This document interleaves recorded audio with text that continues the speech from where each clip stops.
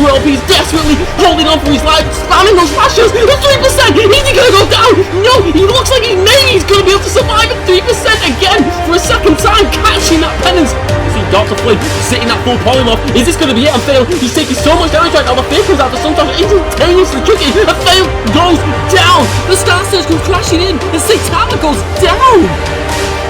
Great job by once again showing why they own at playing this Mage Lock Priest composition.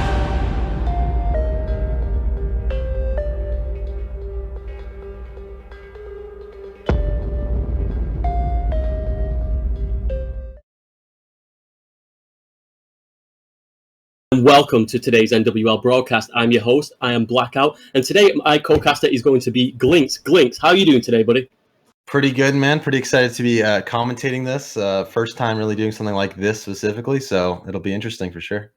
Yeah, it will be really interesting, I am sure. And I mean, today we've got a lot of really good, solid teams in this free-to-play bracket that are going to be competing head-to-head to see who comes out on top as the champions. So what I want to do really quickly, I want to get straight into this. I want to take a look at the brackets and see who we've got coming up first today. So having a look at these brackets right now, we've got He Bought a Carry, a North American team, going up against Rosetta Stoned North American team. Now, I just want to have a quick look at these team compositions. So we've got He Bought a Carry, and I do believe these guys signed up pretty much last minute. A lot of things changed around because you notice that all-star superstar player Fail is going to be competing on this team, playing either that shaman or that mage up on that team. They also have delayed up on the paladin / warlock player, and they have a guy called Payne playing the priest. Now, they could play that mage warlock priest composition. They could play the paladin shaman composition. Not sure what shaman spec he's going to bring out there. Possibly elemental shaman.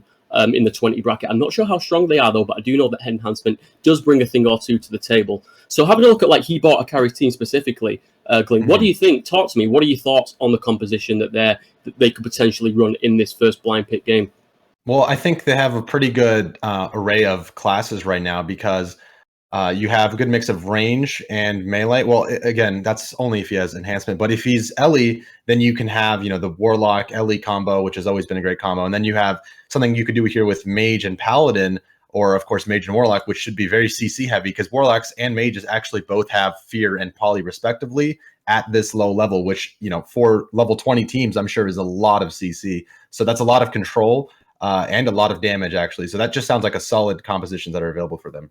Absolutely. And also you need to note that the Warlock also has Fear as well. So that's going to be 3 players on that team that's going to be throwing out CCs at point. If they can line any of those CCs up in a solid 1 poly, double poly chain or poly interfere chain, they're definitely going to be scoring some kills and exerting a lot of pressure onto the enemy team. But what I want to do now is take a look at Rosetta Stoned. Now, they got Naughtiness up on that priest, only going to be able to play the priest this time, so I presume that he's going to be their main healer up on that discipline priest. We have Fondles playing priest / mage, could play disc, could play shadow. They could go for play the monk shadow priest composition, warlock priest shadow priest composition with that healing priest, and they also have light up on the paladin there with Guh on the monk / warlock. I'm not sure what spec of monk he's going to be playing there because I do know that tanks are allowed. It's possible they're going to bring out the Brewmaster there, knowing that the Keg Smash still applies the AoE snare. Granted, they don't have the Keg Toss anymore to apply snares, like a spammable snare, which was so strong in the Walls of Draenor meta, but now they still do have a snare.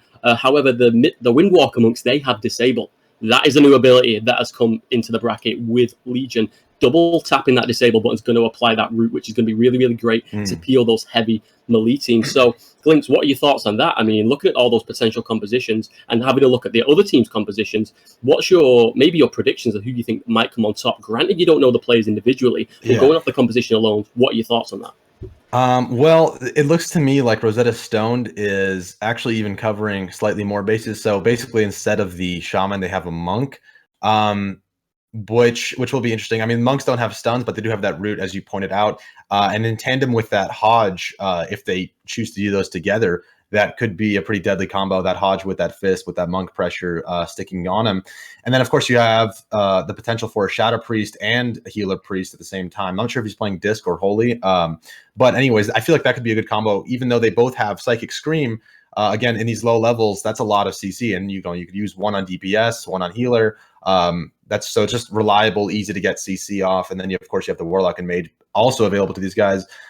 So they cover more classes. I think they have more advantage if they know their class is better, but we'll have to wait and see, I guess.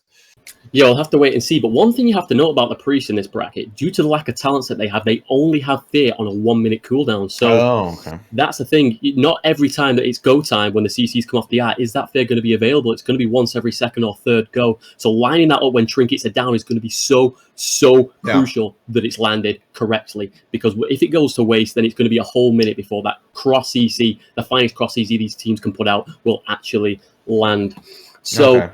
Taking a look at those compositions, I'm pretty psyched for this first game. I want to see what these teams are going to deliver today. I want to see some really, really long, drawn-out games, really well played, offensively and defensively. I want to see some great setups coming out from these guys, and I expect nothing less than to see that. But what I'm going to do, guys, I'm going to take a quick look now and see if these teams are ready and if we can get straight up into this first game.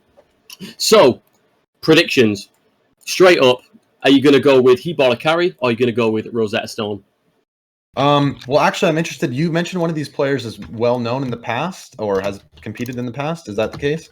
So maybe that one, whoever has the most experience, I feel like would just have the advantage more so than comp even.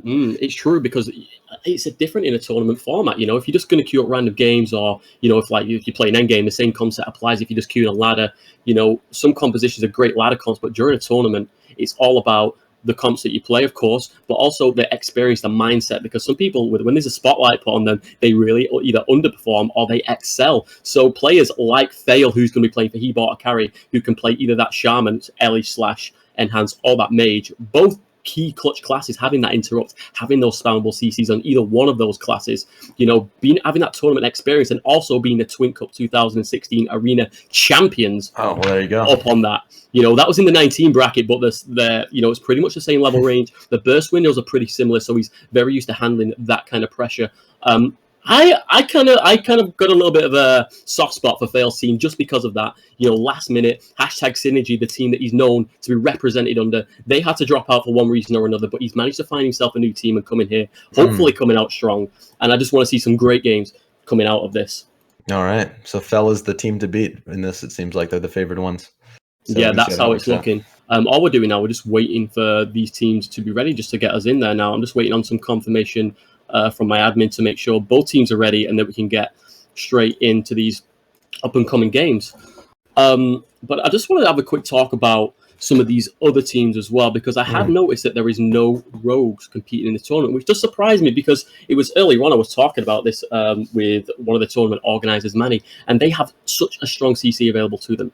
They've got that the between the eyes as the outlaw spec rogue, so I'm really surprised not to see that. So that makes me wonder in this bracket if even these classes that have these key strong CC abilities, whether they are as effective in the arena then you'd actually think that they would be, whether that be due to lack of time on target, because, you know, no shadow step. It might just be that rogues are less developed at low levels and lacking the damage tools, because if I recall, rogues have a lot of their essential damaging and bursting things at higher levels, and they're maybe not as effective without those. That's just my guess on that, but... Yeah. So yeah, I mean, you're actually right, you know, because you have to notice as well, they do have, as an outlaw rogue, they do have that snare with that pistol shot, but as any other spec, they don't have crippling poison, which I do believe they don't have crippling poison until 22, which is kind of a bummer. So it only makes the outlaw spec really, really viable out of any of the rogue specs. And seeing as though that mages now, they don't have ice block or counter spell, bringing them in with the rogue who can very easily be peeled, it might be very difficult for the mage to survive against these heavy melee teams that we might see coming out today. So that could be one of the reasons why people have not chosen to run with a rogue. But I'm not sure. But me, I'm an avid rogue player in the low-level twin bracket, so I'm all about team rogue. So I'm really surprised to not see anyone representing the class. It's kind of an upset to me. But Glink, I know that you play a hunter as a main, and there is no hunters in this tournament. How do you feel about that? Yeah, I mean, again, hunters...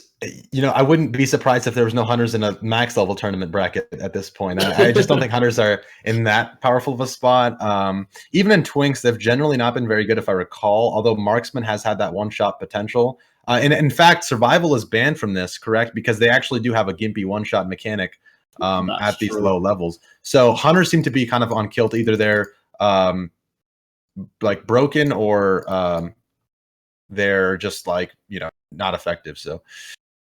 Yeah, that's kind of true. I mean, the thing is with it is that hunters at this level, they have freezing trap and they have one-shot mechanics. So bringing that CC out there alongside the one-shot mechanics is so difficult to outplay. You're going to catch a healer's trinket on the first trap. If you don't score the kill, then you've definitely got it the next time around.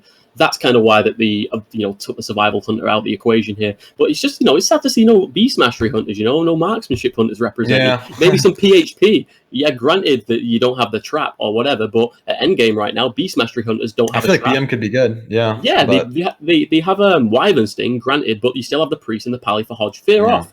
And it's enough damage, and I'm pretty sure that with kill command that it should be enough damage to score kills, even in the 20 bracket. So I'm kind of surprised not to see a hunter, especially with the kind of mobility that they do have as well. I'm really surprised at that. Looks like we're getting into it here. No, we're not going to be getting into this one because we're looking to go into the Grand Arena first. And right. With the add-on, we can't directly queue for the Grand Arena at this point in time. We've had a lot of complications. Yeah, maybe we should explain that to the reason for that, of course, is because the new Nagrand is not fully integrated within the war game system, so it doesn't register that it's there, basically, right? Yeah, that's exactly what it is. It's a new add-on as well. There's a lot of problems with the coding and whatnot. Been trying to get it fixed over the past couple of weeks, but we've been unable to do so. So the first game of every series, it's probably going to take a little bit of time to get into the game and get that ball rolling. When we get that correct arena, and then from that point onwards, every other map's fully functioning, and we will be able to proceed with those games accordingly. But as we were talking about, there's no hunters that are going to be in this tournament. I'm having a look now at some other classes that I don't see here. Granted, there's no Death Knights at this level. Thank God, no Demon Hunters, which is even better.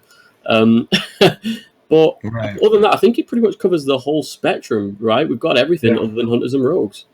So there is some variation. Pretty good mix. There is a pretty good mix indeed, but I'm really interested to see what specs these druids are going to be playing, because they've got 4 specs available to them, including the Guardian spec, and I don't know the viability in this bracket again either. Maybe there's some kind of tanky cleave that they'll actually be quite effective in. Who knows? And Resto druids, in the past, they've always provided a lot of damage in Arena as well, but I do know they've been gimped in this expansion. A lot of their damaging abilities in Cat form have been taken away, which kind of sucks for them. So I don't know their viability as a healer in Arena at this point, whereas I do know priests are really, really strong. But I do expect to see a lot of Boomkin druids in these up-and-coming games. Yeah, they have a lot of burst damage, don't they, available to them at this low level? Yes, they do. That's right. On the first tier of talents, they've got... With that Lunar Strike, I believe, correct?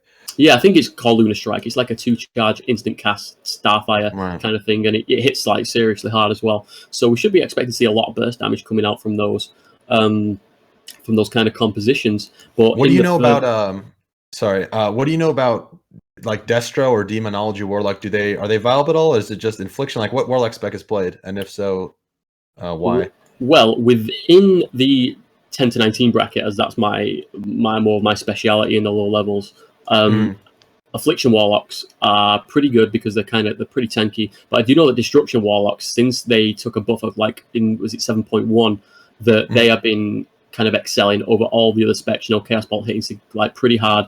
I know that it did take a 50% damage nerf, going from the 200% multiplier to the 150%, but in the Twinking brackets, I still feel that they will be viable as that destruction spec, if they're playing with something that's kind of bursty, maybe with a Boomkin. You see like LSD2, Destro, something like that coming out here, and we might see those kind of compositions, which I'm pretty excited to see because I love seeing a good Warlock composition. But what I am surprised at is Fail, the guy that's playing in He Bought a Carry, the guy who is kind of I've got a little bit of a soft spot for because of him being the Twin Cup champions. He was the Warlock in the squad, and he was doing such a great job playing that Warlock in the past, whereas today, he's not even signed up as a Warlock, which kind of makes me a little unsure whether he's going to be able to fill the big boots of a mage role, It looks like we might just have to start on Blade's Edge, by the way. Seems that Nagrand might not be working for the purposes of this. Yeah, I think so too. But what we decided to do, guys, because we knew that there could be some technical issues within a Grand Arena, is we decided to make Blade's Edge Arena the default map, just in case that we cannot get into a Grand. So I think we're going to pursue that throughout the whole tournament, unless I get some news in my ear saying otherwise. I'm pretty sure that Blade's Edge is going to be the starting and default map of choice within this tournament. So let's take a look at these teams. We're in the arena. There's 30 seconds left to go till the gates open. We have got He Bought a Carry rocking that Retribution Paladin, that Enhancement Shaman, and that Discipline Priest composition, that's very, very, very melee heavy. And we have on the other side, we have Rosetta Stone rocking the Discipline Priest, Ret Paladin, Wind Walker monk composition. That's really, really interesting. You know, double melee cleave. What are these guys going to do? Are they going to go and train the healers? I do not know. We're about to find out. Glink, take it away, my friend. Yeah. Okay. So out of the gates here, we do have Sea-Doo going in right now, going in hot right now. And he is the enhancement shaman. He wants to go in close right now. Looks like they're going to engage onto Light, the Retribution Paladin. It's going to be Ret versus Ret in the middle right here. But it looks like Bornhood is actually going back to X-Pro WoW, trying to harass the healer a little bit and getting some pressure off. There's the fear. It was trinketed by him. I'm not exactly sure what their strategy is going to be here, though. I'm not sure either, but it looks like they just kind of want to split some damage up right now. But he bought a carrier going really hard onto Bongo H, dropping down below 50%. The full Hodge coming out over onto the Light. The flash heal trying to come out as an off heal. He does cancel that cast over the Hodge, coming out over instantly trinketed there by ex-Provo Priest. Really, really well played by him. On the next Hodge, he's going to be locked up. A big swap is coming out over now, and he does go down. Great connection there onto that Priest by Rosetta Stone. Bongo and Light coming out strong early into this game, making this 1-0 in this first best of 3 series. Yeah, that was pretty quickly handled by Borngood. I mean, they just pressured the Priest and did that. They just, as you see, he popped in and out. That was kind of interesting. He got penance and actually dropped pretty low, but then he just immediately went back in after he got some health back, and they just kind of took care of business after that trinket. I think that trinket was pretty essential to get first, and then they just kind of finished it off. So. Yeah, they knew they had those Blood Elf ratios to line up straight after that, and they just crashed on him. He got his shield down. They just broke through that shield with some soft damage, and then in those blanket silences, they just unloaded on him, and it was just too much for him to handle. Tried to catch himself with a shield after that as well, and he just went down, and it's a real shame. I thought that he could have had a little better positioning in the start of that game, maybe try and play more max range, you know, as he's seen the Windwalker and the Retribution Paladin pushing in on the opposing team. He could have backed away a little bit, maybe even called in for some potential off-heals from his Paladin team partner. Yeah, I was going to say, the Ret can off-heal, right? Yes, he can. And in this bracket, it is heavy healing that you can put out there as well. Each heal's doing around 25 to 30% of total health. So they're really, really significant heals that he could have provided there. Maybe it just caught him a little off guard, because if he anticipated that kind of damage and that swap coming over to him, I would have expected for him to, like I said, back away, keep in a safe spot, keep away, so he's got a lot more control of the position, forcing the enemy team to overextend and potentially get punished for the swap, which would inevitably come on over to him. But that's it. It's 1-0 to the Rosetta Stone, and I'm pretty surprised that outcome. Team fail. He's letting me down. He's failing right now. Yeah, your favorite team. Maybe this can be an upset right here. So this is a best of, how many? Is this best of 3 or? This is going to be a best of 3. All of these games are going to be a best of 3 up until the grand finals, which will be. And it's single elimination or double? Oh, it's double elimination, my friend. Every team's going to have a second chance to progress through this lower bracket to get out in the grand finals for sure. But it's going to be a best of 5, the grand finals. And in the past, I've done a lot of tournaments within the low-level communities, and there's always people wanting advantages coming from the winners bracket and stuff like that. But in this tournament, we are going to go a straight best of 5, no advantages to the person or team progressing through the winners bracket. So if you get into the grand finals, it's a 50-50 shot who's going to come out on top, which makes it even more exciting.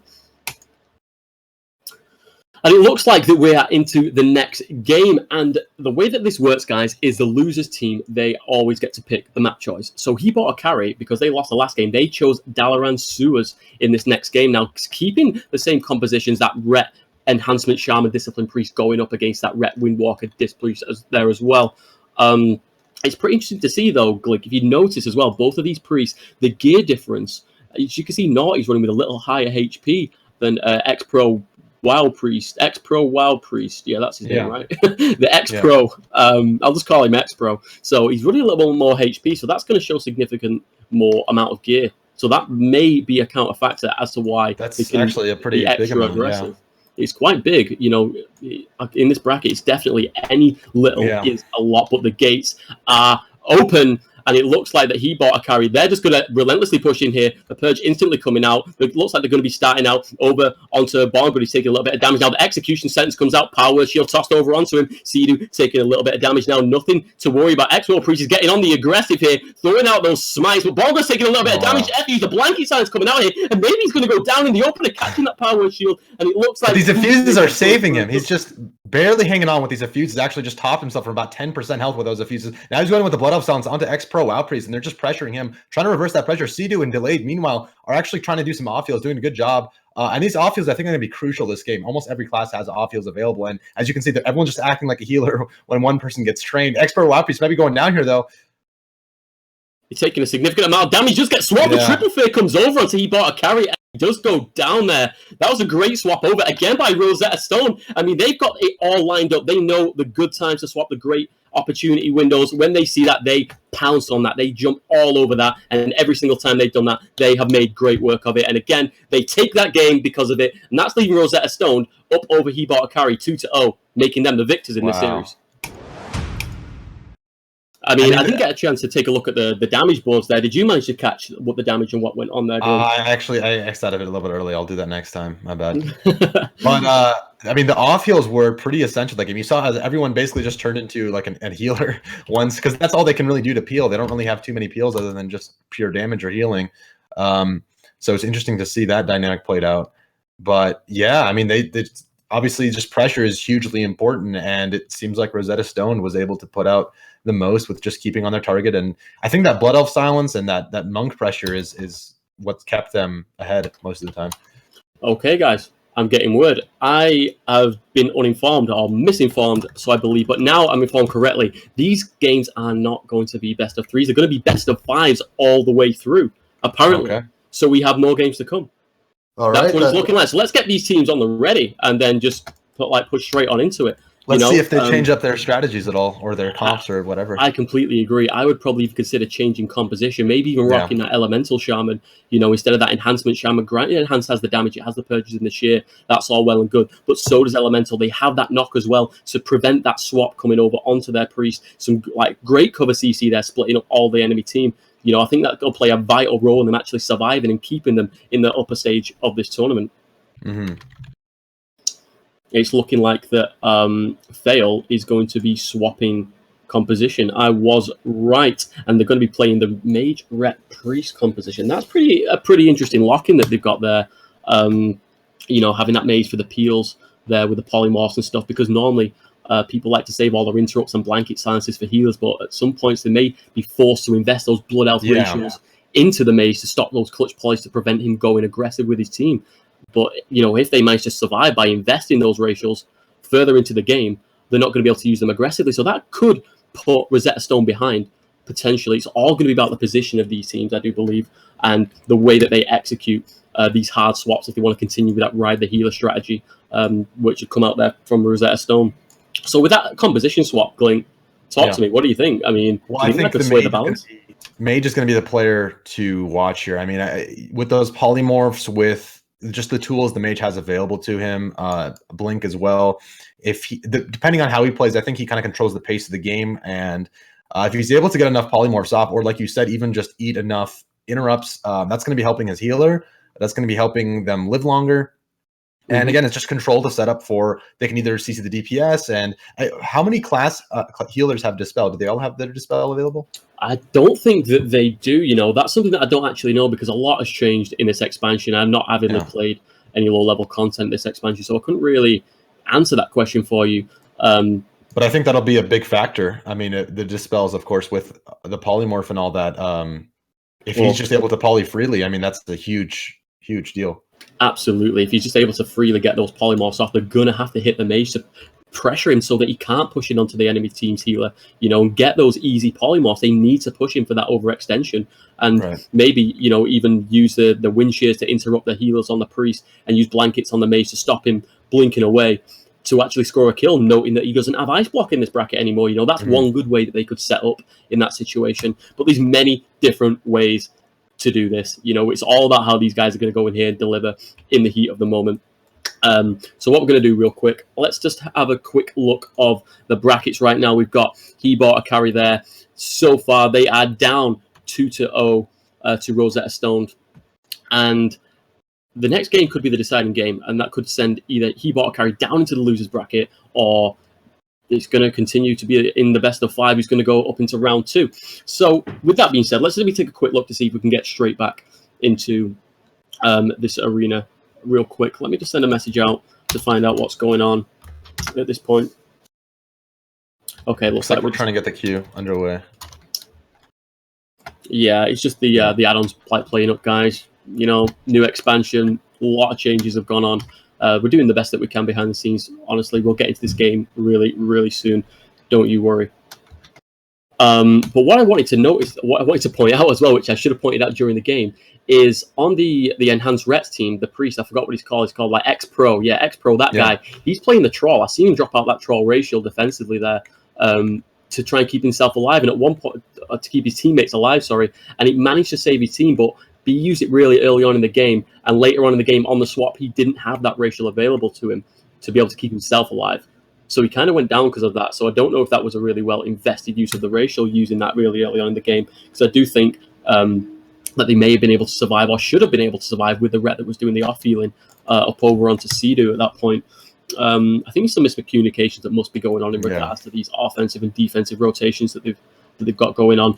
But again, they're a new team. They came together last minute. They pretty much came together today after Thale's main team disbanding today for one reason or another, not being able to enter. So these guys, they're in a tournament, first time playing together. There can be a lot of complications, a lot of nerves, a lot of not synergized yet as a team. So absolutely. But going into this third match here, I mean, we're going to be seeing if there's a comp change there is a comp change. So we're going to see how that is going to play out here. Doesn't look like all of Hibata Carry is in yet. No, he's not in just yet, but it looks like the Rosetta Stone are going to be sticking with their guns. They're going to be keeping with this composition. It looks like we're just going to have to jump out of this arena. Yeah. Fortunately, like they weren't able to join, but yeah. So let's just quickly. We will be playing here, anyways. Yes, we will. Yeah. We'll be playing upon Ruins of Lordaeron. That's a really good question. Bringing out this mage upon over to Ruins of Lordaeron, how do you think that's going to impact this game? Such an open map. Able to bait the melee across the map if they want to connect on the healer. What are your thoughts on that, Blink? Well, it is an open map, which actually is going to be hurting and helping the mage, I think, because it's open but also close quarters. I think he's going to be able to get a lot of polymorphs off if he's playing right and stuff, because everything is basically in his line of sight for most of the game. But at the same time, the pressure on him is going to be amped up since it's a closer map. He's not going to be able to run as far. And certainly not run out of line of sight as easily, unless of course there's just sticking on the tomb. So I think it's going to even put more pressure on the mage, and it's going to make everything he does more significant. Unless of course we just see some like random burst damage coming out from one of the Rets, which of course can alter the course of the game and all that. So it's just a lot of unknown factors here that we're going to have to see. It's hard to predict. Yeah, absolutely. I mean, there's so many different variables that you'd have to try and take into the equation to really figure out what's going on with the little CC that there is available from these teams in this bracket. It's going to be all about landing those, connecting well. Any potential crits that come out, they can really impact the direction of a fight. Yeah. But it looks like that we are in the game and we are ready to go. We've got Hibata Carry rocking that mage priest retribution paladin composition. We've got Rosetta Stone rocking that Windwalker Ret paladin discipline priest. The gates are soon to open. Glinks, buddy, take it away. Saucy Llama coming out here strong at these gates with Hibata Carry is going to be the one to look for. And of course he is playing the Arcane Mage actually, which is interesting. But of course he has access to that polymorph. He has access to that Frost Nova, huge crowd control abilities, which are going to be really important to look for. Meanwhile, Born Good and Light, I mean, they've just been tearing through healers. They've been tearing through X-Pro WoW's health bar these past few games. They seem to know what they're doing, and they're doing it well. So we're just going to see if the Polys and the Mage CC is going to be able to keep them at bay. Yeah, I think so. You do have to notice he's playing that Presence of Mind talent. The 2 next Arcane Blasts are going to be instant cast. So that's going to be a lot of burst damage that's going to be able to be put out here from range by Saucy Latina. But let's see now that Arcane Blasts are being thrown out. Shields going up. So it looks like that Saucy Latina might be the target of choice, but Delay's looking to push in there over onto Light. Not a lot is going on right now. Born Good is going in there, trying to throw out some damage onto Saucy Latina. It looks like the connection is coming. The full Hodge coming out over onto Wild Pre. He does trinket that instantaneously. The Blood Elf Silence coming out. He does look like he's going to be fine at this point in time. Yeah, that Troll Racial also came out, as you mentioned before, which is going to be helping his haste cast, helping him get some more health faster. Wow! The Windwalker just got wholly destroyed. I almost missed that. The Presence of Mind came out there by Saucy Latina, double Arcane Blast into the Templar's Verdict, just destroyed him. This could be a comeback that we're about to see, ladies and gentlemen. Hibata Carry bringing this back, making this 2-1 to Rosetta Stone. Wow. My bad for missing that. That was incredibly fast, though. I mean, you just saw that Presence of Mind damage come out instantly. Wow. I didn't even expect that. I'm not surprised that you missed that. I mean, I almost missed that as well. I just seen the health bar drop because I was just looking at what abilities he was pressing, and he just got destroyed at that point in time. But great job again. By he bought a carry. I mean, I did say that they've got a player in there. They've got Fail, a tournament player in this community. He's one of the most experienced tournament players, and he's really showing his colours now, lining up, telling that Pally when to go, when to connect, when he's got the damage, when he knows he can successfully land and follow up his damage there as well, into the point where they just absolutely took that guy out 100-0. I mean, I'm pretty impressed with that. It's good to see a team like this coming together and being able to really take down some of these more experienced teams in regards to them playing together for a longer period of time. I'm really happy to see that this is not going to be a 3-0 fest in the first round here. Well, I think the confidence of he bought a carry is going to be soaring at this point. I mean, they know they have that one-shot potential, literally one-shot potential. So I think it's going to be up to Rosetta Stone to see if they have an answer to that. And if they're just playing the same comp, I don't know if they're going to be able to handle it. It looks like they are. They're just playing that Windwalker Monk, Retribution Paladin, Priest. So it's going to be, unless they have a strat to counteract that, maybe they're just going to stick on the mage more. I'm not exactly sure. We're going to find out. We are going to find out, but you do have to notice here as well that Rosetta Stone, they got to choose this map, I do believe, and they've chosen Dalaran Series. It's a much smaller map. It's going to be pretty easy to catch anyone just slightly line of sight, because bear in mind, in this low-level bracket, if you're line of sight for even 1 second, that's 100% of your health pool can disappear. There is no recovering from that kind of damage. So positioning here is imperative by Team He Bought a Carry, but let's see if they're going to be able to flip this over, making this 2-all, taking this to a final game in this series.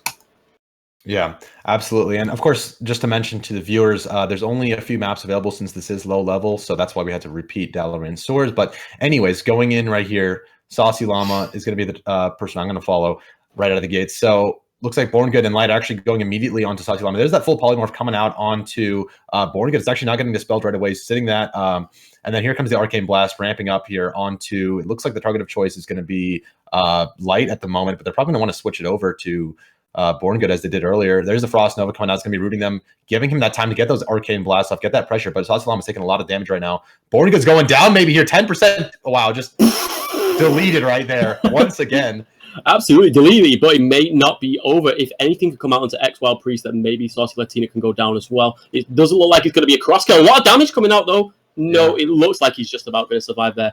Great job there by He Bought a Carry. I think that this is going to be 2-all, but let's not count Rosetta Stone out just yet. Yeah, the Retribution has decided to leave there. It is 2-all in this best of 5 series. I mean, it looks like that He Bought a Carry may be able to bring this back right now. That huge swap coming out there, though. But you do have to notice at that point that Saucy Latina, the health pool was so low, sitting around 20% for 3 seconds. 3 long, dangerously long seconds there at the end. I mean, in this bracket, sitting there for 3 seconds, around 20%, that is scary stuff. So they just went all in and managed to get the give over onto that Windwalker Monk. Thank God, very fortunate for them. But is that going to be a reliable strategy? Just go all in and hope for the best. If there's any pre-shields coming out on that damage, maybe that's going to be enough for that Mistweaver Monk to survive on the next time. Well, I think the operative problem here is that the Windwalker Monk does not have basically any damage mitigation available at this level, if I'm not mistaken. He doesn't have Dampen Magic. He doesn't have Touch of Karma.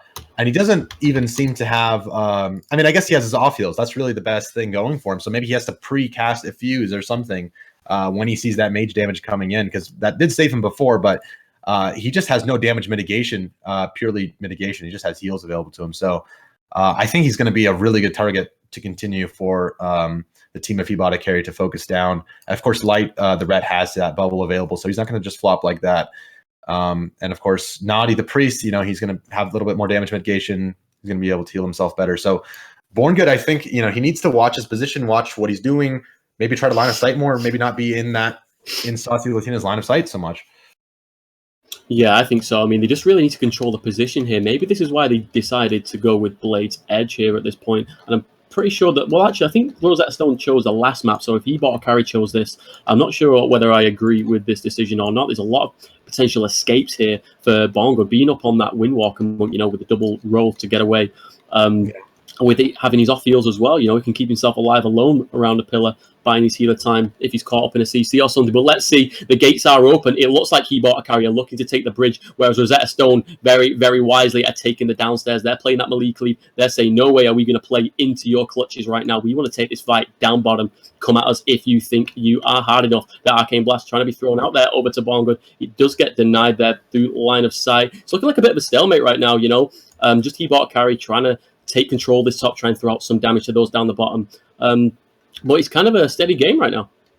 Yeah, Saucy Latina's getting that polymorph, though, onto Borngood. It's not going to get dispelled or anything. He's going to be sitting that light. Is taking a little bit of damage here, but they've done this every other game. They're setting up these polymorphs onto Borngood and then just getting a ton of burst damage. There's that second polymorph. Looks like they're trying to set up some damage. There's the arcane missiles going out. Borngood smartly line of setting, getting those diffuses off, like I talked about. He's actually doing a good job, I think, of watching himself and being cautious this time around. Yeah, he really needs to keep an eye on his HP. He doesn't want to engage combat unless he's 100% and shielded. He needs to make sure that he's got some extra cushion there on his HP pool, not having any defensive. But the execution sentence comes out over onto Bongo, the full Harja over onto Naughty. Are they going to be able to follow it up with the poly? Doesn't look like it. A full fake coming out to Naughty. No trick available. Bongo goes down again. Just melted once again. He has nothing. He has no answer. I just want to point out. I just need to point out here, though, Glenn, that Delay used his bubble offensively so that he couldn't get healed there on that connection. That's a great job by him. They went all in. They know the only way to kill is with that presence of mind talent. And I think that's like a 2-minute cooldown now, so they have to go all in. And he used that bubble offensively to score that kill. Great job. Yeah, I mean, if they're going to go all in, that is the class to do it on, that Windwalker Monk. And they did a good job cross-CCing as well, just shutting them down, giving no room for, any heals, any sort of survivability right there. I feel like, obviously this is a great series, but I feel like Hibata Carry actually has a really good chance of progressing pretty far, if not maybe winning. I mean, obviously we haven't seen the other teams yet, but that strategy seems really sound and just reliable for getting those kills. Absolutely. I mean, he bought a carry. This is the kind. This is fail though. Fail in the squad. I mean, I don't think you've seen these games in the past, but in the Twin Cup 2016, they are in previous tournaments as well. They've been knocked down into the lower bracket before, and they've made a comeback through the lower bracket, end up winning the whole thing, but to everyone's surprise. And this is kind of what they're known for. When they're on the back foot, being able to adapt and use their initiative and find a way to get around these teams and figure out a loophole in the strategy and punish them for it. And they're doing a great job doing that, bringing that game, that whole series back 3-2, putting them into the upper bracket. Now, what I'd like to do is take a look at the brackets as they stand. You can see here we've got He Bought a Carry progressing into round is Rose at Zeta Stone. They do have one more chance to stay in this tournament. If they lose their next series, it looks not be in the tournament any longer, unfortunately for them. But I do think that they do have potential against some of these other teams. But what does worry me is to think these other teams that are rocking those druids, rocking those boomkin druids with the instant damage that the mage brings, that double arcane blast that we're seeing there, that's a lot of damage that's being thrown out there, and boomkins can do the same with the instant starfires with that Lunar Strike talent. So it's kind of, if the same concept applies, I don't see a bright future for them against those druid teams, but I hope to see that against other melee teams that they take the wins like they did against He Bought a Carry until they decided to swap to those ranged caster composition. Right. So in this next matchup, though, we have TSC Blue versus Top Shelf, right? So we do have a mage on Top Shelf, and then we have the druid. You said that's a balanced druid, right? That Bob is playing on TSC Blue?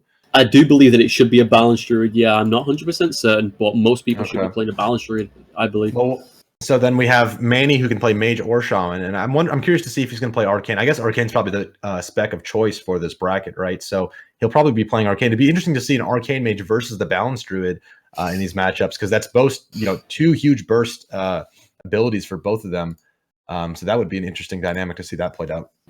Absolutely, but the only difference I do believe between the mage and the boomkin is the mage has the spammable CC, but the druid has regrowth as an off heal, I do believe. So he's going to be able to get some hard casted off heals. And I don't know in this meta what I would prefer to have. Would I prefer to have the heals to heal through the damage, or would I rather have the CC to set up the kills? I'm not too sure. The way that I've seen so far by the performances of these teams, it just seems like the burst damage prevails at this point. But as the tournament goes on, we're going to see what the meta actually is. We're really going to get a good idea of how these level 20s are going to be playing to begin with in the start of this new expansion up in Legion. And maybe we're even going to see the meta shift throughout the duration of the tournament. People are going to realize what compositions are stronger than others, what counters what. And we might see some people swapping up some of their team compositions to their second compositions that they've got lined up instead of their main ones that they initially wanted to go in with, which would be interesting to see that as well. I always like to see a meta evolve and change through the duration of a tournament. Like, we've seen BlizzCon and all the regional qualifiers recently, it's just ended BlizzCon and stuff. And you see like the meta changing like in-game on ladders just off what was going on in the tournament. You've seen that Ret Rogue composition, the Ret Rogue Priest doing so well in the EU tournaments and stuff like that, So it's just good to see people learning and adapting in a tournament environment where something's actually on the line, and it kind of does help the whole meta evolve in itself. Yeah, I mean, I think maybe the results of this can set the precedent for future Twink tournaments. And again, like, it's pretty new for Legion, so it's exciting to see what exactly is going to be working, what is not, what's effective, and I hope that there's more to it than just dominating with that burst. We might see a team coming out with maybe a team that has some damage mitigation or some way to live longer, that can have a little bit of a longer match. But nonetheless, it is still pretty cool to see who can burst down what, and going that back and forth action of that is also exciting to see at the same time. Yeah, it really is, and we should be getting to this game really, really soon now. And I just can't wait to see what's going to come out here. Hopefully, it's going to be this Boomkin up against this mage, two of the rival casters going up against head-to-head in this team. And Manny, he's a very, very competent player within the free-to-play bracket. He's very well known. He's also one of the tournament organizers. So big shout out to him, and thanks for helping bring this whole thing on in the first place. He's going to be rocking either that mage or that would it be an elemental shaman, resto shaman? Not even sure. But he's going to he's going to be able to play either one of those. Whereas we've got TSC Blue, we've got Bop up on that Druid or that Pally. And Bop, again, he's another known player within the community, one of the more competitive players as well. So two great players having their hands on them classes. It could really, really go either way. Yeah. All right, here we go. To Blade's Edge as we're starting off, because Negrand is not available, just to remind the viewers, of course, at these low levels. But nonetheless, we're starting on Blade's Edge. And I think this is kind of a pretty even map. I mean, it's casters on both sides, and usually this map favors the casters. So I don't think either team's going to complain too much. It does look like TSC Blue might be rejoining or something. Yeah, it looks like one of the members couldn't get into the game, so we're just going to quickly re-queue back up, getting straight back onto Blade's Edge. But I think there's something that you overlooked there again as well, Glenn, is that Druid, I believe that he's playing Feral. Oh, my bad. So that's something that we didn't discuss. I don't know I know that Ferals have regrowth now. They do have those off heals. They don't have rejuvenation, I don't believe. So there is some off heals that it can bring out there. They can shift those roots that can come out from the mage as well. Any potential snare, so he's going to have a lot of time on target. He has that bear form as well. Do they have a stun available? I don't believe that they have rage stun no more, no. Yeah. So he doesn't bring any CC, but he brings a lot of mobility, a lot of constant sustained pressure. And I wonder if that's going to be something that's going to assert enough pressure onto this mage team to be able to force them on the defensive and not be able to go for these huge setups that we've seen coming out from Team We Bought a Carry, I mean, we'll just have to see. Really interesting to see a Feral Druid coming out at this point. I am surprised. So having a look at that, at what we know about these teams and the compositions, what's your vote? I mean, who's it going for? Are you going to go for TSC Blue? Yeah, I'm going to be rooting for team with the mage. Top Shelf, is that the one? Top Shelf has the mage, correct? Yeah, I'm going to be rooting for Top Shelf because I just feel like the mage is essential, and the fact that mages and maybe even casters in general, if they know what they're doing, but especially mage, I don't know. If the Feral does a lot of damage, maybe he'll be effective enough. But I feel like with that lack of CC and kind of lack of mobility, since he is melee, just the ranged effectiveness of the priest or of the mage rather on Manny is going to be the winning factor here. Yeah, I can kind of agree, but it's looking like that we've got. Is this double healer? Feral Druid. It's double heal. It's Discipline Priest, Resto Shaman, Feral Druid. Yeah. Now that's a little mixer that's been something thrown into the mix that I didn't expect. So any change of thoughts now? Maybe TSC Blue rocking that double healer. Discipline Priest being so offensive in this expansion as well. The complete overhaul of the whole class and spec, has allowed them to put out a lot more damage. And notice as well, that he is playing that Schism talent. So he's going to be able to do significant more damage than any normal Specs Priest, because they tend to play with the Penitent, so they can pend defensively. I think this double healer is... I still have my cards for top shelf just because I think burst matters more than healing, as we discussed before, but that offensive power of that Discipline Priest might actually be the game-winning factor here. So coming out of the gates right now, we have Sundeep and Manny going on to... Well, they don't really have a target yet, actually. They got to wait for Bop to open. He just opened right there. He's taking a little bit of damage, but he's going to be fine with these double healers. There's the Polymorph trying to be casted by Manny. Looks like he's not able to find his target just yet. There's the Frost Nova, though, keeping them in place. He's going to be getting a full Polymorph. No, he got actually Wind Shear. No, he faked the Wind Shear from Okasa, sorry. And there's that full Polymorph onto him with that double fear. Maybe a little bit of an overlap there, actually. And Bob's going to be taking a lot of pressure now. Yeah, he was going to take a lot of pressure there, but he managed to kite away. Really good job by him catching that execution sentence. Full poly coming over onto I Am FX. Okasa casting those free healing surges over onto Bob, but he's taking a lot of damage here. Yeah. The polymorph coming over half onto I Am FX, and it looks like at this point the Bob's in a lot of trouble. He's gone down there. The huge amount of damage on that Templar's Verdict and the double Arcane Blast. Again, that combination just destroys people, even through this double healer composition. It's not about the healing. It's about... because there is such a finite amount of health, and like the burst to health bar ratio is so, 1-to-1 that I think no matter if he had 5 healers, that same scenario could have happened, just because it's just such huge amount of burst for how much health he has.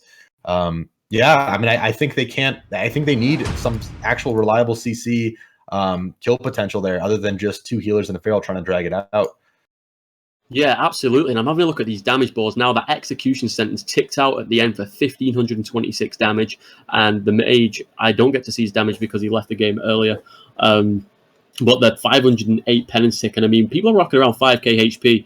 And follow that execution sentence uptick with a Templar's Verdict for around a K. That's 50% of someone's health on the pally alone. You know, that's a lot of damage that can be thrown out there with the offensive penance. I mean, it looks like this team have got the head screwed on. You know, they know exactly what they're doing and what they're trying to achieve. And the cross CC early on in that fight, coming out from that rep mage composition. I mean, they got a poly over onto this Discipline Priest. Caught his trinket instantaneously there and got a double fate onto both healers, which did overlap with that poly. You was right, and that's asserted a lot of pressure onto Bop, and they just didn't really recover from that at that point. You know, they were so split after Bop trying to just run downstairs to get to some line of sight, and it really did split up his whole team, the whole formation, and he did go down because of it. So great job there by Top Shelf. Yeah, Top Shelf. I mean, just what that mage is going to be. I think mage is going to be essential for every team after looking at these last 2 series. I mean, it's just so much damage. I don't know if there's a counter to it. That's what I want to see. If there's a possible counter to these mages to shut them down somehow.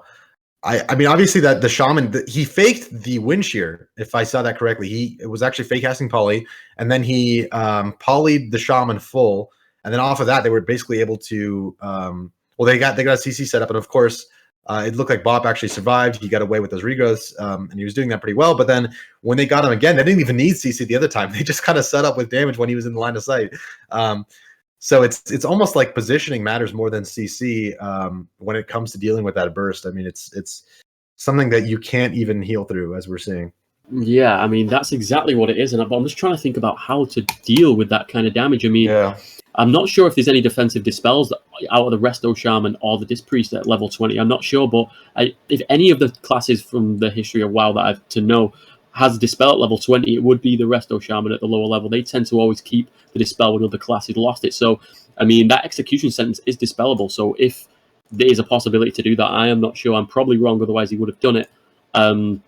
That could be the way to completely stop this one-shot mechanic, you know, just running that Resto Shaman and dispelling that execution sentence. I'm going to have a look at that real quick after this game, actually, because we really need to know that throughout the rest of this tournament.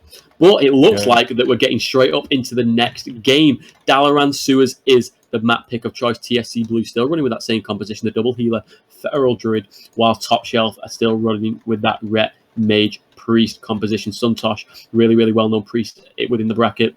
Very, very effective at knowing how to use those offensive tendencies to help his team score them kills. They're lining the damage up really, really well. So I want to see some more great spell execution coming out of Top Shelf. But at the same time, I want to see TSC Blue position a little better. Maybe use kind of like an L-shaped formation to try and avoid being in the open. Maybe stop those double fears coming into both the healers, which is what happened the last game on Blade's Edge. That wasn't a great map for them. But the gates are open. We're about to find out. Yeah, we do have Sundeep and Suntosh, the Sun brothers, coming in hot for Team Top Shelf on their Darkwing Fairmounts. And it looks like they're just going straight in for the kill here, trying to find Bop. He actually got him out of stealth right there. And Bop needs to watch himself. He has to watch his position. He's doing a little bit of damage, though, onto Manny, actually. And that's maybe the pressure they need. There's the full Frost Nova. He's trying to set up some CC out of this. There's the Polymorph. Looks like he's trying to fake cast or something. He actually got Wind Sheared on that cast. Well done by Okaso, Wind Shearing that Polymorph. But he might just get Polymorph anyways. No, there's excellent line of sight by him. He's trying to avoid this at all costs. He did get that full Polymorph off, though. And now here comes the pressure onto Bop if he's not able to avoid this. There's the offensive Pendus coming in. He's hiding around the pillar, running away, desperately trying to live, 55% health. And this is looking bad for him right now. He's looking bad right now, but he's catching those regrowths onto himself, and he did use his dash there as well. That's a 3-minute cooldown he just invested to survive this go. So good job by him there. And all of the healers on his team do have Trinket available too, so they've got some defenses for the next go that can come out from Team Top Shelf. But Top Shelf are looking hot right now. Bot behind the pillar, catching those regrowths onto himself, managing to stop himself. The execution sentence comes out. Is this going to be a hit? Is the Hodge available? We're about to find out. This could be go time. Poly coming out into IMFX. Bot taking a significant amount of damage. Is he going to go down? They're coming out. The Arcane Blast are being thrown. The War Stomp defensive comes out there, the regrowth onto himself, and it looks like he's going to survive this time around.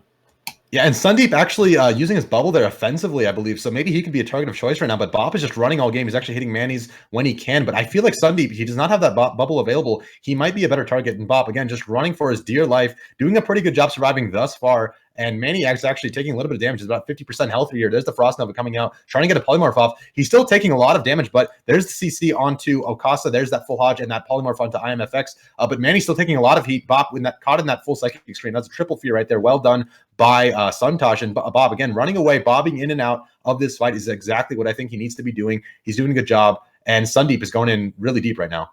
Yeah, he's going really deep, and Bop just go down there. He's just taking a lot of damage. Wow.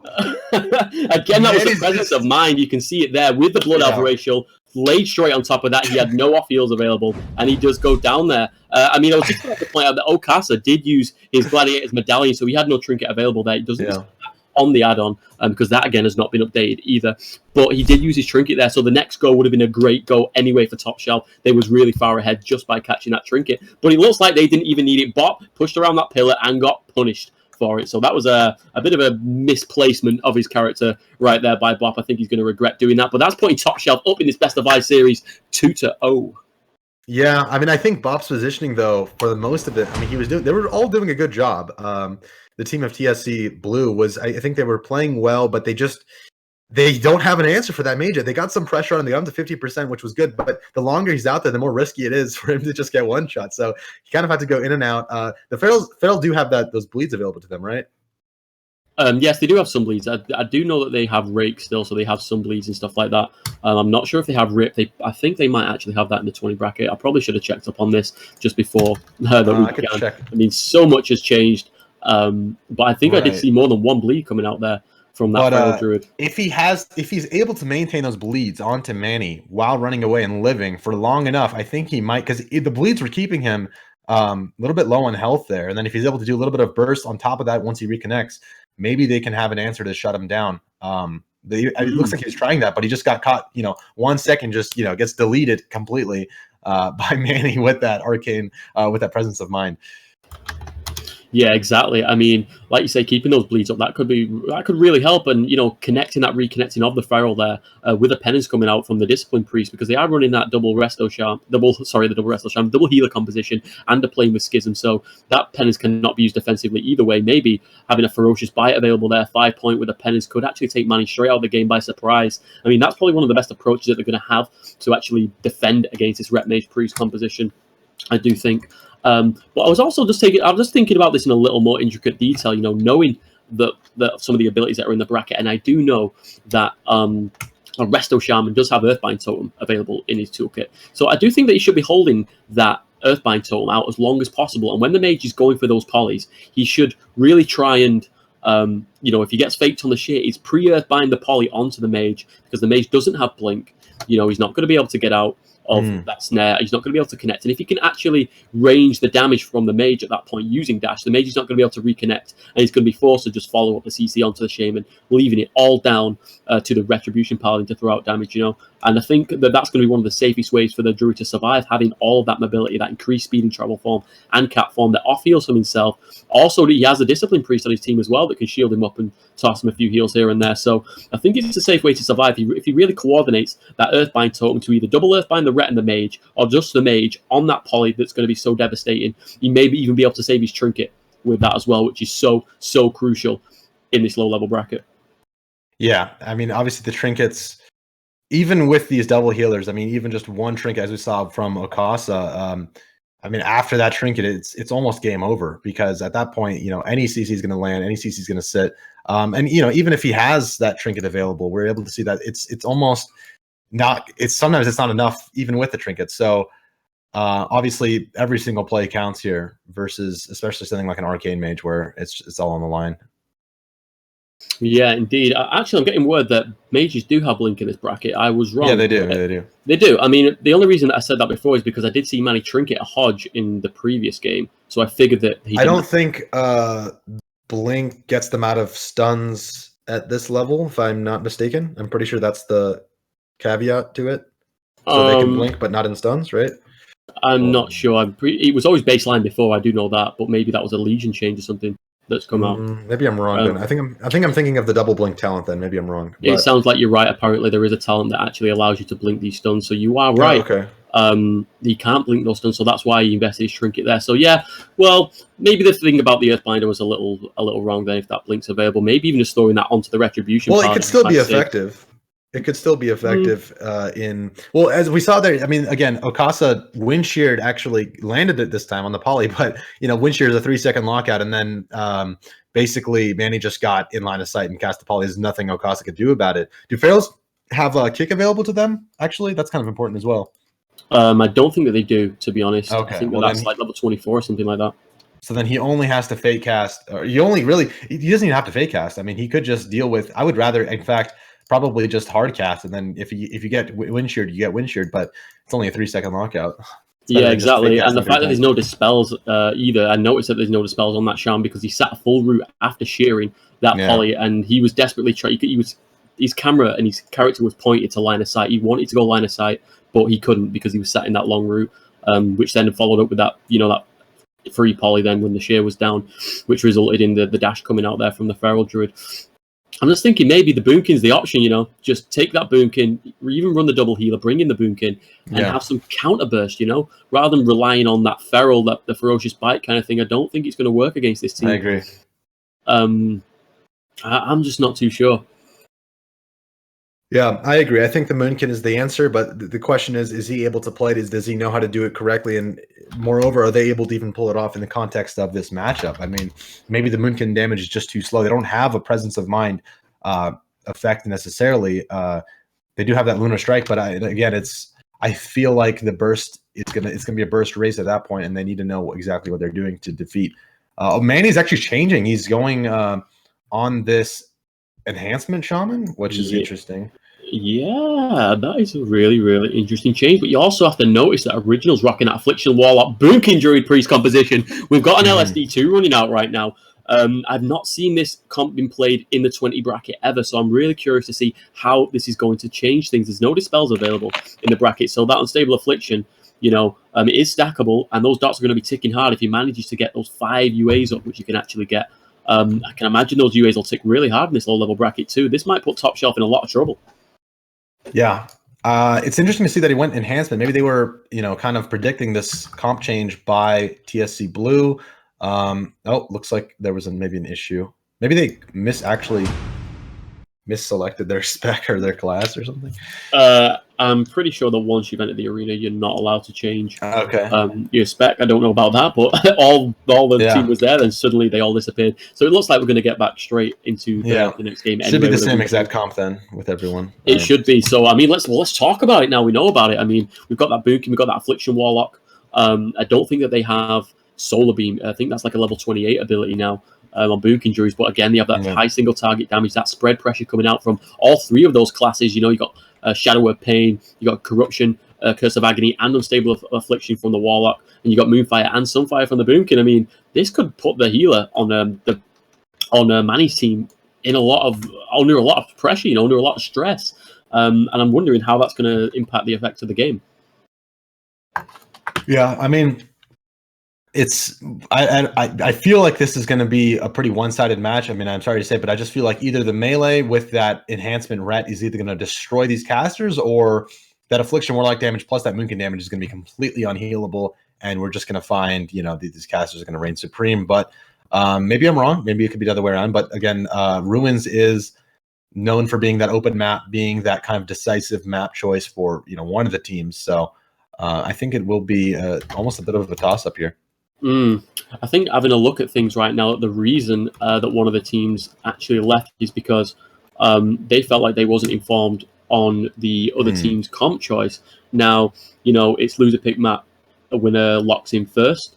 So, it's alternating picks on the map. I apologize for that. And the winner locks in the composition first, and the losing team did not know what the winning team locked in as a composition. So it looks like they're probably going to make a comp swap. But the winning team, top shelf, they're going to have to keep that comp locked in, which is that ret enhanced discipline priest composition. So we're probably not going to see this LSD2 that we've just been talking about with the affliction lot. Although I do think it's not a bad idea, you know, the warlock being the target of choice, more than likely being the most immobile class. The off-heals coming out from the Boomkin Druid, Fears from the Warlock as well. No interrupts other than the Wind Shear to worry about. He can peel himself with Fears. No dispels from his Priest. I mean, that's good enough for me. Is it good enough for you? I mean, a lot of dot damage. They could score some kills with dots onto everyone with a double Lunar Strike. I mean, that sounds like a win to me.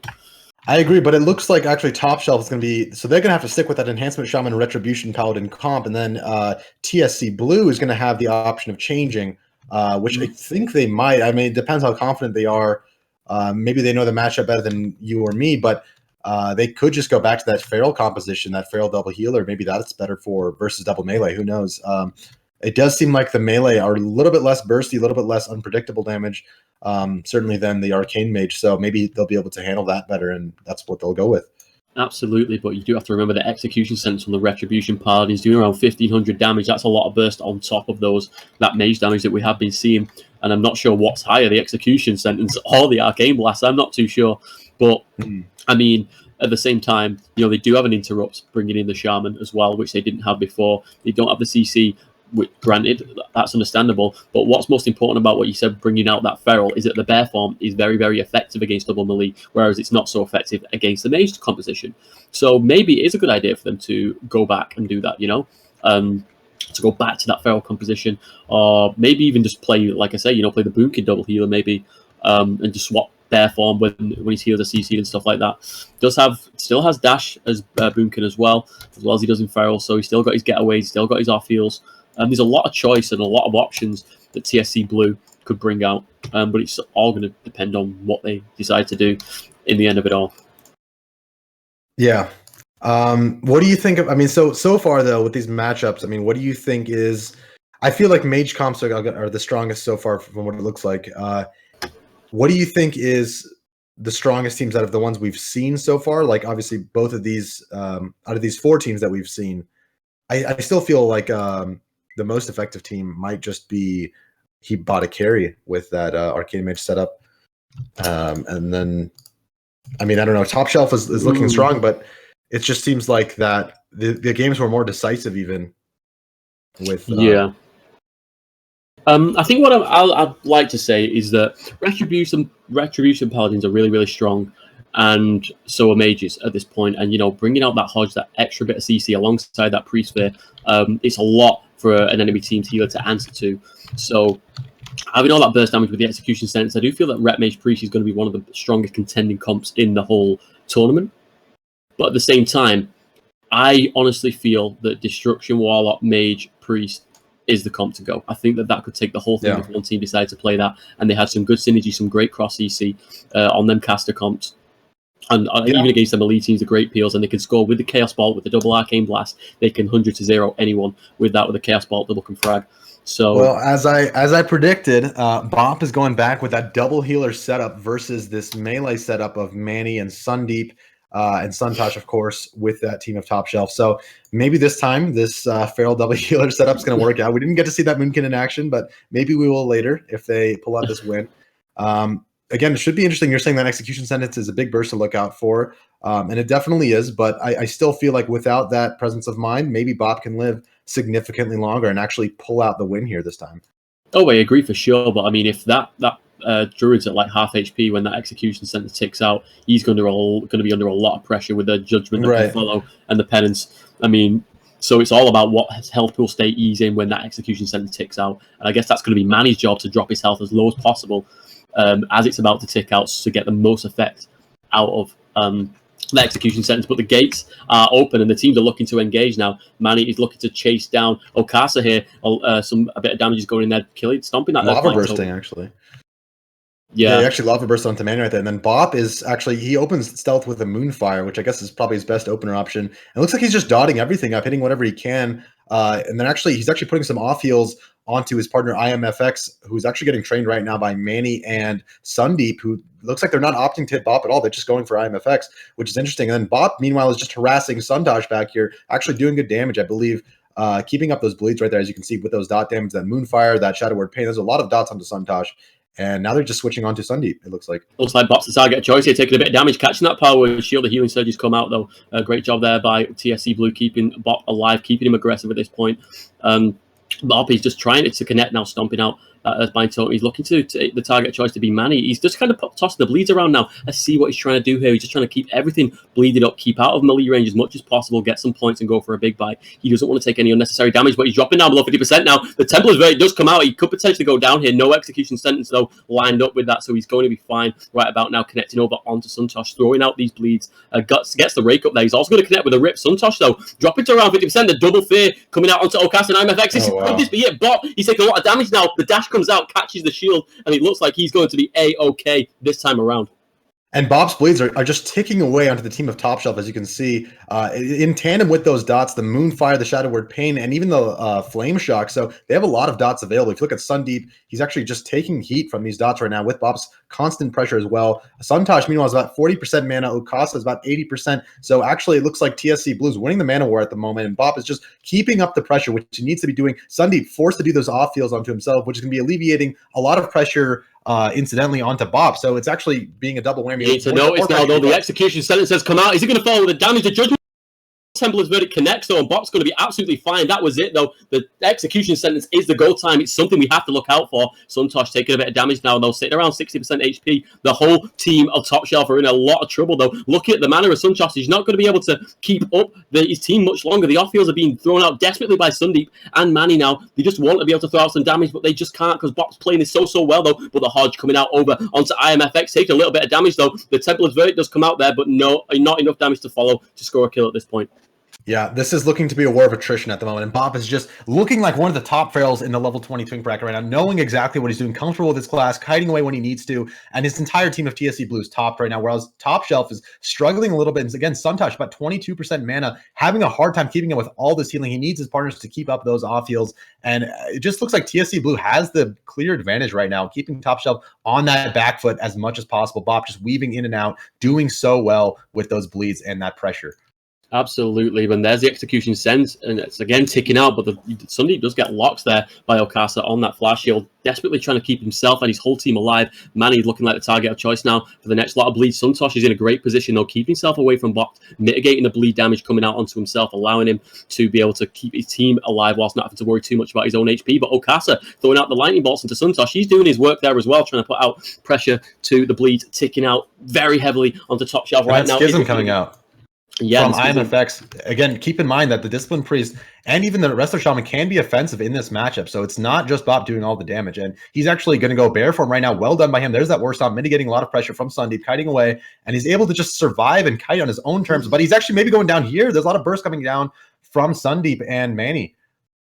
Yeah, a lot of damage come out there. A double fade did come out to Sundeep and Manny too. Great job there by MFX getting that peel there. Bop is absolutely fine now, catching that power word shield, but the execution sentence is up. Yeah. Are they going to connect anything here onto him? It looks like he's going to tick out and he's going to be absolutely fine. Again, the mana war is being won so easily by TSC Blue. All Bop's got to do is know when to shift that bear form, keep doing the kite, keep putting up the bleeds, and let the dots do all the work. The Earthbind Totem is absolutely destroying Top Shelf right now.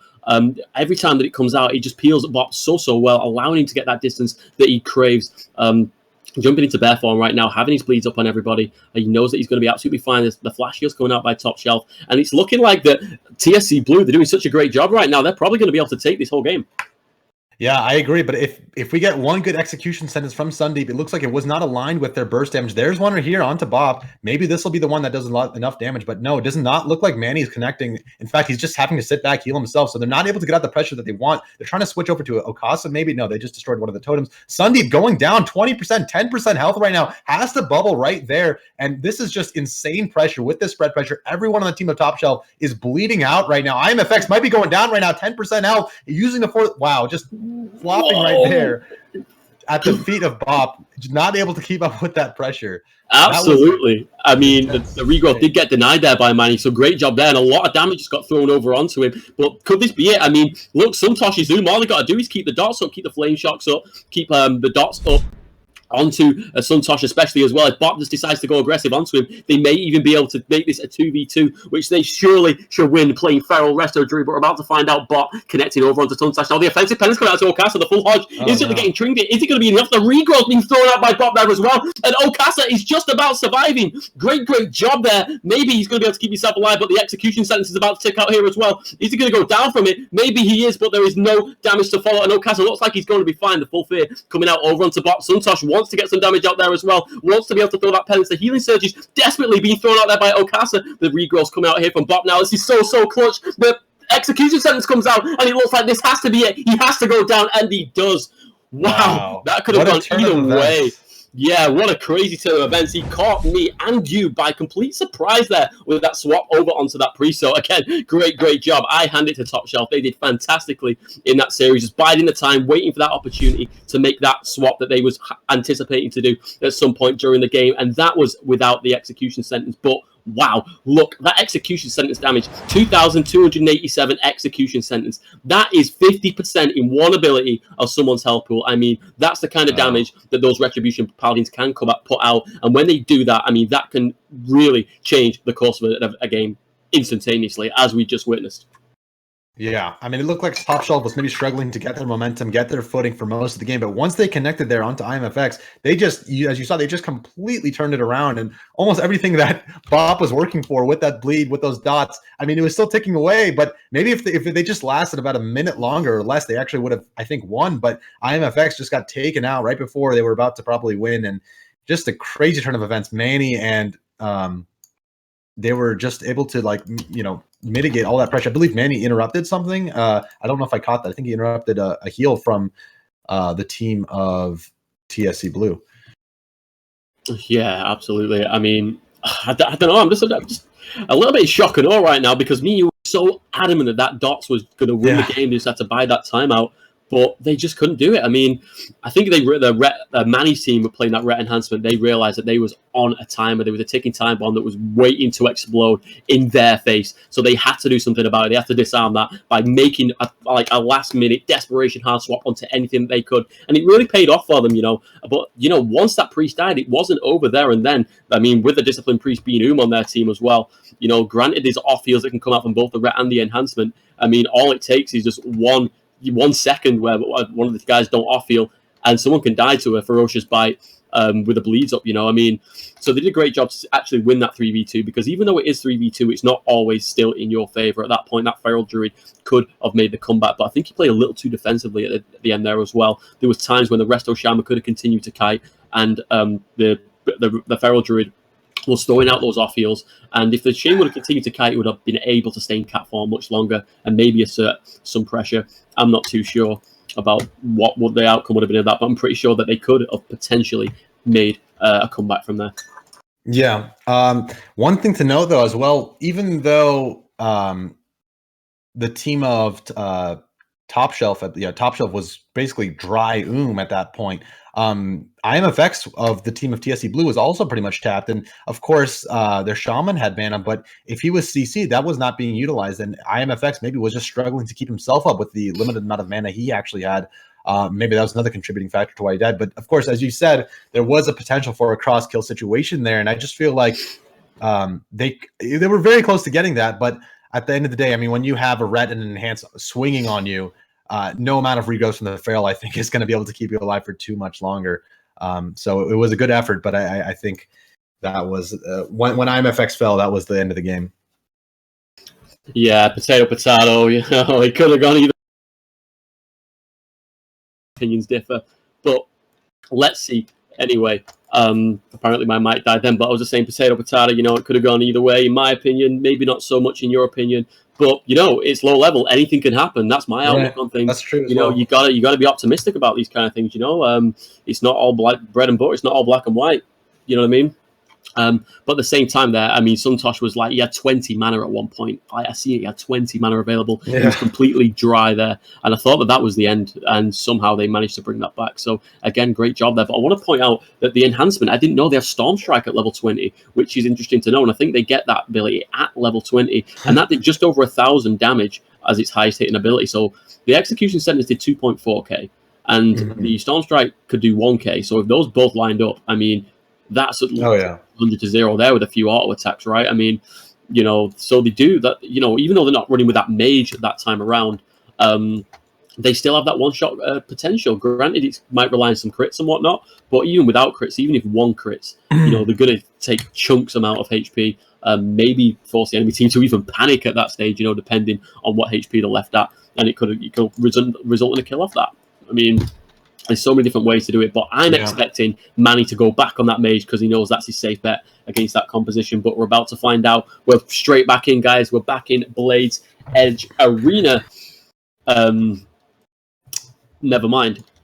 I completely forgot because that was the end of that best of 5. Sorry, guys. We're into the next best of 5 right now. And that is going to be, let me just check this out real quick. It's going to be TBA versus Skill Capped Red. Now, while I've got a little bit of time, let's take a quick look at their team compositions. We've got TBA rocking that. They got Lazel, Hot Pocket, and Poonfist. So they're going to run with the Windwalker, the Discipline Priest, and probably Mage.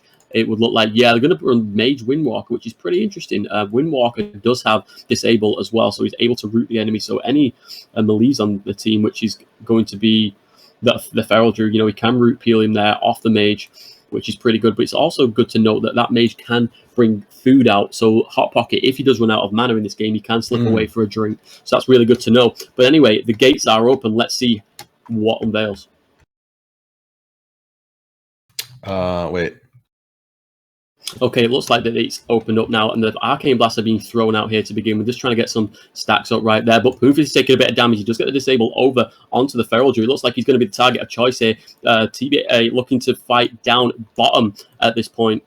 And the full fear, though, coming out onto Acelli here. And the Greasy Sorry's playing the offensive spec, but the full play does come out over onto him. Maybe someone's going to come out of this poison here. He's in a lot of trouble. The Lunar Strike come out. The triple fear comes out there by Hot Pocket. Great job. Poison Heart. Is this going to be it? Is he going to go down? The Warstorm does come out, and he's surviving by the skin of his teeth, but he does go down there in the opener. Wow, great job by this Mage Windwalker team. I didn't expect that to happen this early on into the game. What are your thoughts on that, Glink? Again, that Mage Burst is just, of course, showing itself right here. And it's pretty decisive. I think these mages are going to be the lords of this bracket. It's looking like more and more as these games go on. And no one seems to be able to have an answer. Maybe there is an answer, but we just don't see it yet. But no team seems to be completely prepared for it. I don't think so either. But you do have to notice as well that Druid was running that Boomkin spec. He wasn't rocking that Feral spec as we initially thought. So that could mean that the potential one-shot maybe next game will come out. This we've been talking about this for a long time now, right? About them bringing out this double Lunar Strike. But if he manages to hardcast a Lunar Strike into the double instant Lunar Strike, that's a lot of damage. That's 3 Lunar Strikes that can come out there in a row. So I can see like a great burst window coming out there, lining that up with a penance from the Discipline Priest on his team. They can definitely do some devastating damage there if it's on the right target at the right time, for sure. But then again, that Windwalker Mage composition, as you've been speaking about, that Mage so strong, double Arcane Blast can tear through anyone. It's pretty scary right now, even for these double healer compositions to face up against these Mage teams. Yeah, definitely. I think these Lunar Strikes are going to be important to get off. And so if they can have a way to make sure that the Moonkin is able to get the burst that he needs to off, I think that'll be their best bet. They got to situate their team and maybe even their comp around that, or just whatever their best burst tool is. But it is looking like it's going to be Moonkin out of their options right now. I think so too.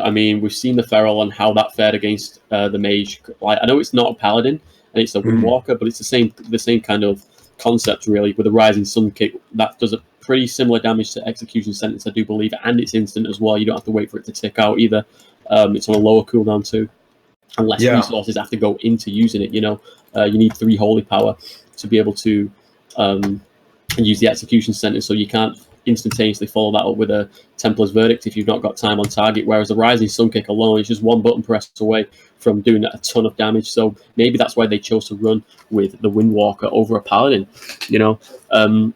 but we're about to get into this game, so let's find out. We've got TSC Red going up against TBA. It looks like that TBA is still rocking the same composition, and so are TSC Red. I mean, TSC Red, they've done a really good job so far of representing the skill-capped gaming house. And we're going to see exactly what kind of colors they're going to be showing here. This is TSC Red. They're trying to represent that skill-capped team. Of course, TSC Blue was not able to pull out the win themselves. So maybe TSC Red's going to look and progress in this tournament right here. And they're showing that, they're able to do pretty well so far. But at the same time, TBA is looking pretty strong with this Mage and Windwalker matchup. So we're going to see what's coming out here from this Moonkin.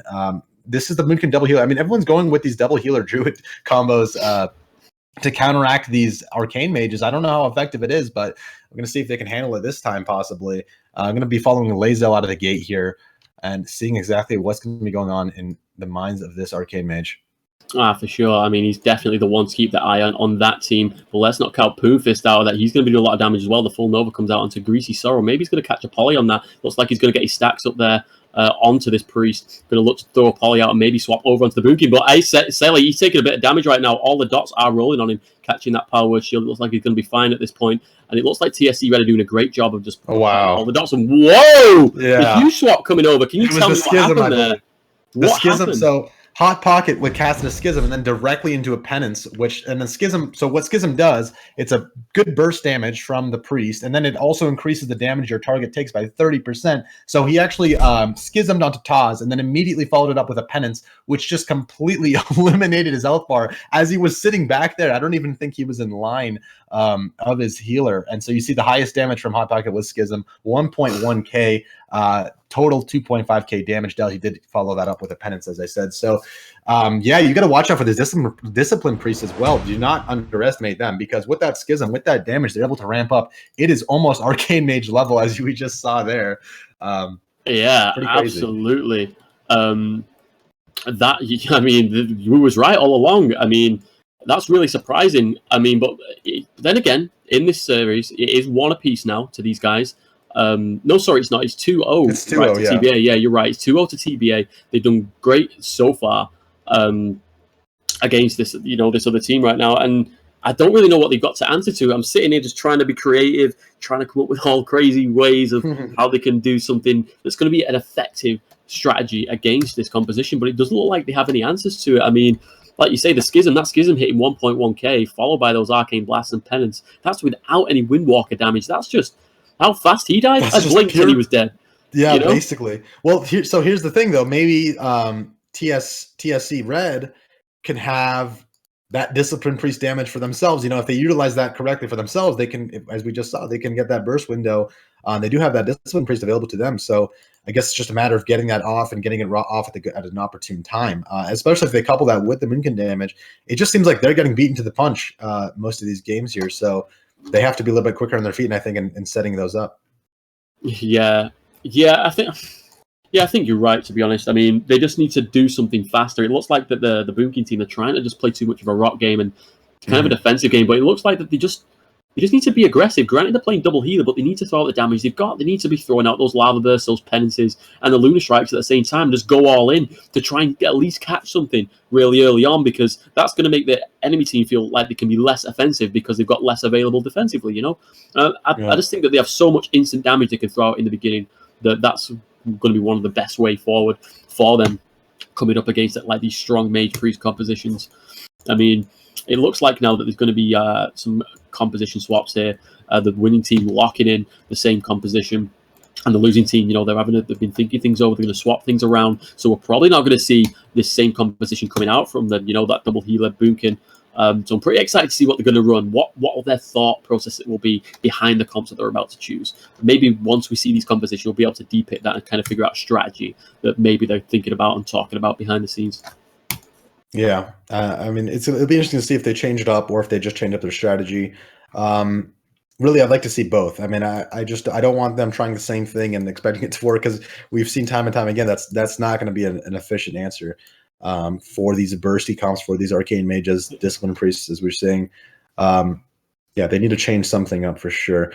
Looks like we're going to get ready to get into this next game here, and this will be if TBA wins this. Of course, they're going to be taking the series. So, the skill cap needs to be able to, both of them now are getting a little bit sent to the losers bracket potentially here. They could even face each other actually in the losers bracket later on, which would be an interesting matchup, TSC Blue versus TSC Red. So, we're going to see exactly what happens in this match here, potentially final match of the series. Yeah, absolutely. I mean, I find it like kind of ironic, really, that it could be TSC Blue going up against TSC Red. And going back to what you were saying before, playing the same thing, expecting the same result. It's like Einstein's theory of insanity is doing the same thing over and over again and expecting a different result. He said it himself. He's a genius. Right. Are these guys going to keep down to that? Are they going to go with the same composition? I hope for their sake that they're not. But it looks like that we could be going into this game pretty soon. Yeah, it looks like we're getting ready right now. We'll be there any second. I believe it'll be Dalaran, Dalaran looks like it's going to be the map. Yeah, it's the only map that's not been used yet on this first time going around all the map choices. So it was expected that this was going to happen. But let's see what TSC Red can pull interesting. Out. Talk us through it, Clint. What do you think? Yeah, we have that Destruction Warlock with that Red Paladin for TSC Red. This will be interesting. And of course, that Discipline Priest. So a lot of burst potential here. We have that Execution Sentence. We have those instant damage from that Destruction Warlock. And of course, we have the Discipline Priest, who we know can do a lot of damage. And again, for TBA, we have that Discipline Priest Mage, Windwalker Monk. They know what they're doing. At this point, it's just like clockwork for them. They go in, they pick their target. They completely annihilate the target usually. They act quick, they act fast. We're going to need to see, if TSC Red can counteract, they need to be a little bit faster on their feet. They need to get out that damage. Again, most of the damage from their team is instant. There's no Chaos Bolt available for that Destruction Warlock. It's mainly just all instant damage, if I recall. So I'm not sure if they have Chaos Bolt. I think that you could be right about that. Yeah. But then again, it is Superstar Fail upon that Warlock. I mean, he's one in the Warlock. Expect big things coming out from Fail, playing this Warlock for TSC Red, and it looks like TSC Red are taking the pillar right now. TBA open up in the middle right now. Poonfist is looking to push in there, throwing out that disable onto Xanis. I don't know why they're kind of hugging that pillar. I mean, if Hot Pocket decides to go in for a triple fear, it's going to be so punishing. Fail should really be a little more out in the open now, trying to catch out some damage. Maybe some fears onto Hot Pocket. He's in a great spot down bottom. The Chaos Bolt, he does have it. The bolt is going to come out as I say sell it. Is he going to go down into Shadow Burn? Maybe. There's so much damage coming in, and it looks like he's going to be fine. Hot Pocket doing a great job at keeping his health up there. Yeah, Fail feeling those Chaos Bolt nerfs right now, kind of regretting that patch that happened, or else that might have just one-shot Lysel. But either way, they are stacking up. As you mentioned, I don't think that's very good. I think Hot Pocket needs to take advantage of this and run in. But Poonfist might be going down. He's at 15% health. That instant damage coming out 4%, just going in too far, too deep without his healer. On his own, a little bit of a misplay, I think. He was kind of on his own right there. Hot Pocket wasn't even necessarily in his line until the last second. So I think Poonfist went in a little bit too hastily there. I think so too, but it looks like they don't want to give up just yet because they still have that arcane one shot available to them. They just have to line up a fear, and hopefully they can make something come of that. They just kind of want to look to play a defensive position. Take a look at Hot Pocket right now, standing back, max range, not getting anywhere near Fail, hoping that he can pre-heal and pre-shield any Chaos Bolt damage to mitigate the one shots over onto IL Cell. They've got quite a defensive position now, but you can see TSC Red, they know the bracket, they know it well, they know if they push in thinking they've won the game that it could be far from over. Fail stood back around the pillar now. It looks like Xanins is pushing in, throwing out the execution center onto Ice Yell Cell or whatever his name is. I don't know. He's about to suck out, and he does go down there. Oh man, that Chaos Bolt connected. Yeah. How did Poonfist come back to life? Did he resurrect him? He got the res though. Wow. Really? Yeah, I don't even know what's going on right now, but the Hodge coming out over onto Hot Pocket, throwing those FUs out onto himself. It looks like Poonfist is going to be fine at this point. I don't know how much damage. The Chi Burst coming out here, though, into the Rising Sun Kick onto Greasy Sorrow. Not a lot that is going to actually happen off that Hot Pocket sitting at full fear, and he's going to go down. Yeah. Wow. So turn of events yet again. TSC Red actually proving that they can have an answer for that Arcane Mage. They did very well. I mean, looks like their strategy with the pillar was to sit back, wait for the team of TBA to get a little bit overconfident, make a mistake, and that's exactly what happened. I mean, we saw Poonfist run in there feeling a little bit too cocky, and he just got punished for it immediately. And there's no, there's very little recovering in this bracket, it seems like. When you make a mistake and you get punished for it, it's usually pretty much over. There's not too much room for error. And so Poonfist saw that firsthand right there versus TSC Red, who just won their first game. And this series is going to go a little bit longer now. Yeah, it's going to drag this series out a little bit longer, maybe than necessary. Let's see if TBA, they have an answer to this new composition that's been brought out here by Skillcat, but we're about to see what's going to go down. We're going to look to get straight up into this next game. I wonder what map choices are going to be chosen, whether there's going to be any composition swaps by the Mage Windwalker team, because I would expect them to, if they feel like they've not got an answer with that composition, to change that up. And I think that they'll be very, very confident swapping over to a more effective composition. They seem pretty competent at what they do. They go in, they know what they're supposed to do, but maybe just against this team and that the kind of style of play that they're going with, they just can't make them plays that they expect, and that was the reason that they actually lost that previous game. Is Fail on 2 teams in this bracket, by the way? I was just thinking that. I mean, I was saying that guy just named Fail. Yeah, I was saying Superstar Fail a lot, but then I realized Fail's already played. So that's not the real Fail. I don't think that's actually him, yeah. Okay. Apparently, that's it's a tribute.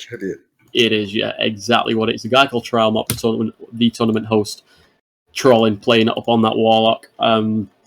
It's just fanboy name, I suppose. Everybody loves Fail, so big shout out to Fail. Love you, man. But yeah, Blade's Edge Arena is going to be the next map of choice, I do believe, and we're just about to get into that. So let's see what these teams can bring out in this game. Yep. Okay, we're back in Blade's Edge, as you said. This is a little bit more of a narrow map, of course, in the top, and there's that top-down dynamic of this map, which could be used to the advantage of TBA, I believe, with that blink, with that monk roll. But again, I think the TSC Red is going to be opting to stay by the pillar, stay in close proximity. But again, I think I want Hot Pocket to, it might be a little bit risky, but if he runs in there and gets that triple fear, it's totally worth it if he's able to do that.